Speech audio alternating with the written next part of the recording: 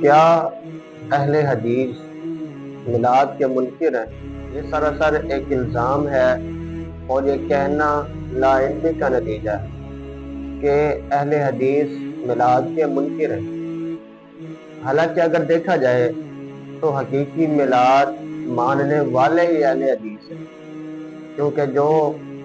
ربیع الاول کے مہینے میں میلاد النبی کا نام لیتے ہیں وہ پورے 11 مہینے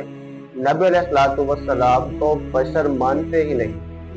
وہ اپنی اذانوں میں، اپنے جملوں میں، اپنے دروس میں نور من نور اللہ کا لفظ استعمال کرتے ہیں کہ اللہ کے نبی اللہ کے نور میں سے نور ہیں، جو کہ قرآن مجید کی آیت لم یلد ولم یولد کا بھی انکار کرتے ہیں، اور باقی ساری وہ آیات اور ساری وہ احادیث جن میں نبی علیہ الصلوۃ والسلام کے بشر ہونے پر دلالت ہے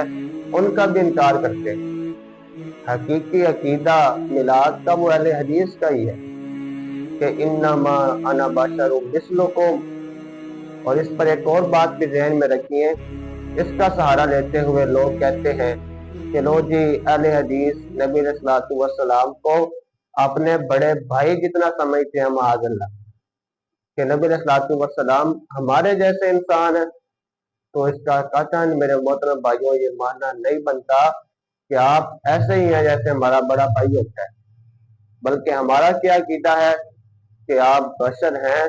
اور سید البشر ہیں، آپ تمام انسانوں کے سردار ہیں، اور یہی آپ کا مقام اور یہی آپ کی فضیلت ہے کہ من انفسہم،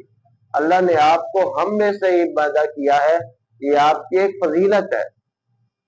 نہ کہ یہ آپ علیہ الصلوۃ والسلام کی گستاخی۔ اس کا یہی ہے کہ ہم با وفا تھے اس لیے نظروں سے گر گئے، تجھ کو تلاش شاید کسی بے وفا کی ہے۔ حقیقی معنی، حقیقی میلاد وہ اہل حدیث مانتا ہے، لیکن آج ان حقیقی میلاد منانے والوں کو الزام کی لت میں لا کر یہ لوگوں کے سامنے باور کروایا جا رہا ہے